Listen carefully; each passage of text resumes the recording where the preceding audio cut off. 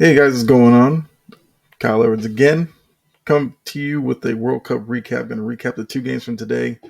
Uh, so appreciate Sports Empire Network for allowing me to do this. But today was starts to the day. We had Brazil, Croatia, Netherlands, Argentina. So we got Modric for Croatia. We got Van Dijk for the Netherlands. We had Neymar, Messi. What else could you expect? What else could you ask for? And it's probably one of the more entertaining days of the World Cup because both games went 90 minutes, wasn't enough. Went the extra time, wasn't enough.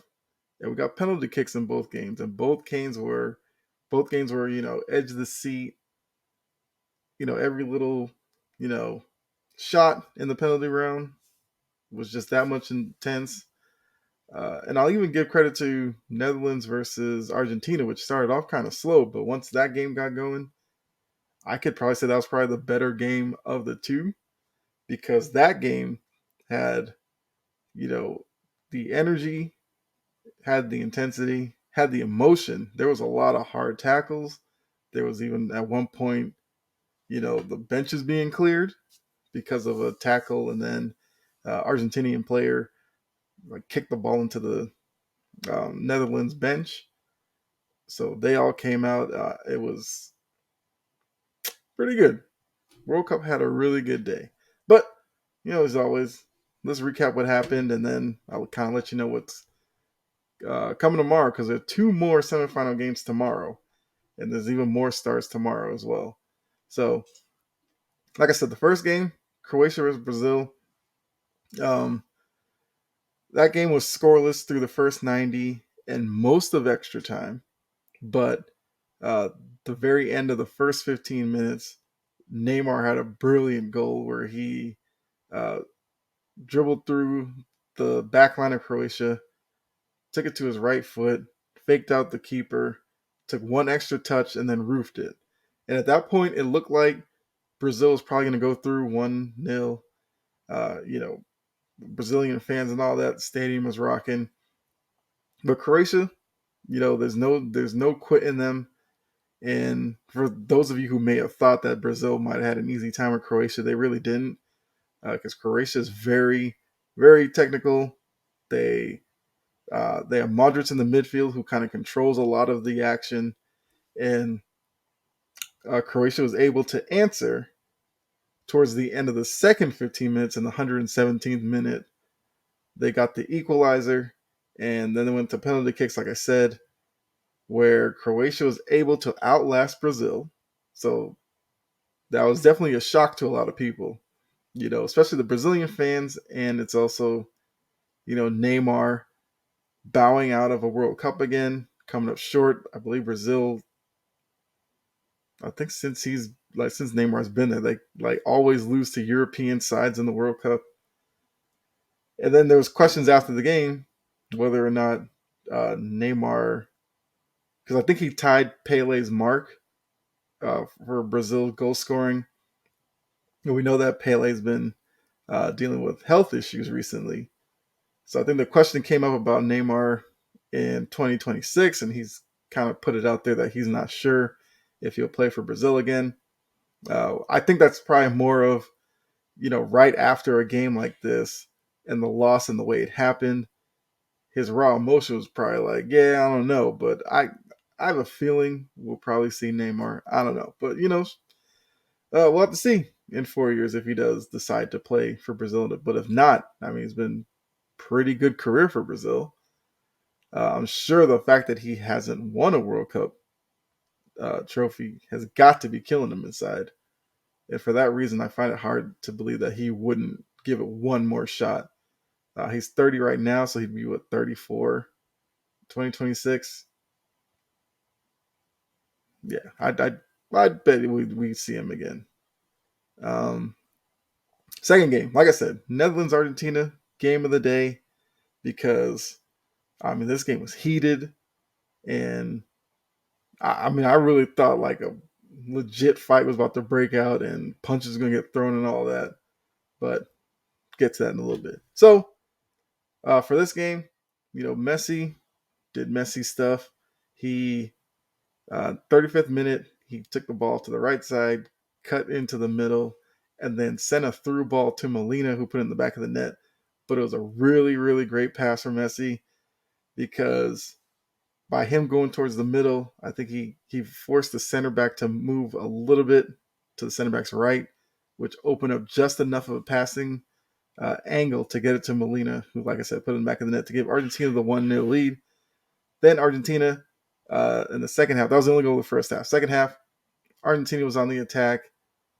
Player was fouled in the box, so it was a penalty kick. I mean, who else is going to take that?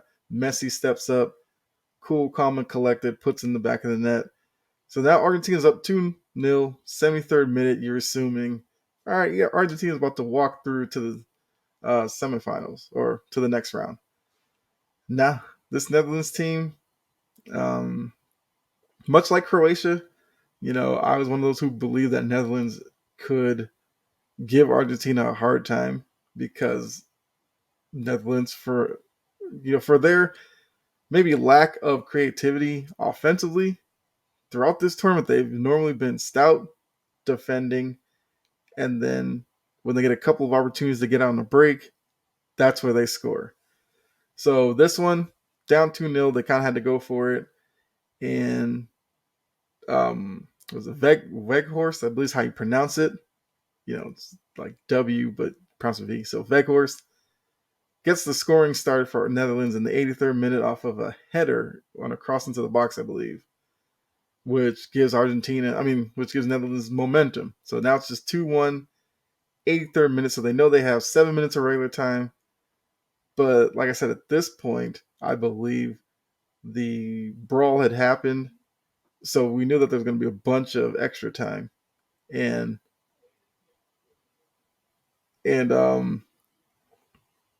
Netherlands, realizing that, still had to push because, they didn't want to wait for the extra time to then have to really start pushing. And then, wouldn't you know, Weghorst again, towards the very, very end of the penalty time that was added into the second half, because it was supposed to be 10 minutes of added time, but it was like the 11th minute where the Netherlands scored because, Argentina was kind of doing some stuff, laying on the ground, embellishing. So they had to add just a little bit more of extra time. And they had a free kick just outside of the box. And, the free kick, most guys will step up to it, put a shot on goal, and, it's either saved, goes back in the net, or you just completely miss. Netherlands got crafty with this one. So Weghorst was just to the left of the Argentinian wall where they had the guy laying on the ground, because that's the new thing. That way you can't go under the wall, at least directly onto goal. But I think it might have been De Jong for Netherlands took it, but instead of going on net, he sent a pass to Weghorst, who had boxed out the Argentinian defender who was on him, and then he put in the back of the net. So now we're at 2-2. The stadium's nuts. Netherlands fans went from despair like 20 minutes ago to now the fact that they feel like they're in it, they can win it. And then we get the extra time, the 30 minutes, nothing there, penalty kicks. And the penalty shootout was a whole other, range of emotions because Argentina scores on their first two kicks. Netherlands missed their first two. So now it looks like the Netherlands is about to bow out, pretty easily. But Netherlands then scores on their next two, while Argentina made one, and then the guy came up for this fourth kick, where if he made it, Argentina goes through, and he just missed the net. Completely missed it to his left. He had the keeper going the wrong way, but like I said, missed a wide open net. So now going to the fifth round, Netherlands is up. They have to score to extend it because at this point, it's what, 3-2? Yeah, 3-2 Argentina at that point, I believe. Yeah. And Netherlands comes up, they bury it. So it's now 3-3.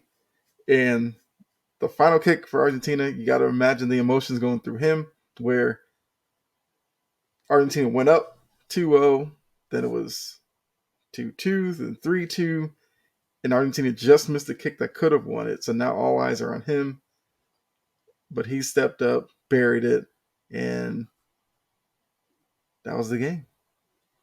So Argentina moves on 4-3, and like I said, probably the game of the tournament. It was just that good. And I give them a lot of credit. Because, we've seen stars bowing out of this tournament. I mean, like I said, we just saw Neymar bow out. And now Messi was on the verge of losing in this one. But he moves on. And now we're set up for. It was Martinez. That's the one who scored for Argentina to win it. I was trying to figure out his name. But I mean, it was just a really, really, really good day. And like I said, tomorrow we have even more because we have Morocco, Portugal tomorrow. So we're going to see Ronaldo. We'll see, does he start or not? Some questions around that. Upstart Morocco, who's now the team that's left, that's the legitimate underdog left in the tournament.